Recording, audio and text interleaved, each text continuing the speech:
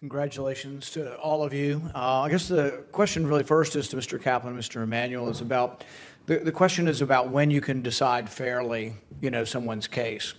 If a person is a Republican and owns a business, will you treat them differently than a Democrat? Will you treat a case differently if it's there's labor versus owners, unions versus owners? Do you go into any decisions with presuppositions that would disallow you from making a fair decision, no matter who owns the business? Go ahead. The short answer is no. We go in with blinders on, as it should be. It doesn't matter who owns a business, it doesn't matter who he or she employs, it doesn't matter what they do.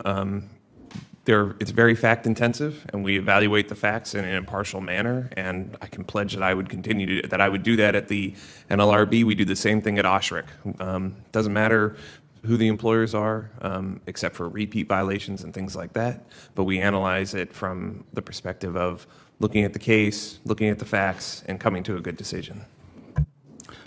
I agree, Senator. Our job is to enforce the law, and it doesn't matter what the names of the parties are.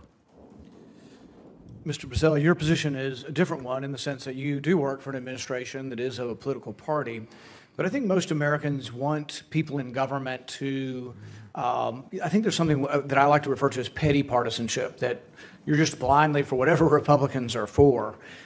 Will you in your job look at issues based on what's best for all Americans, regardless of what party they're in, understanding that we all have viewpoints over what would work best for Americans, but do you think you can do that without resorting to petty partisanship or blindly being for things just because Republicans are for them?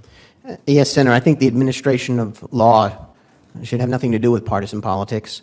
I think the Secretary of Labor, Secretary Acosta, is by background a former U.S. Attorney, a former Assistant Attorney General, and a former member of the NLRB.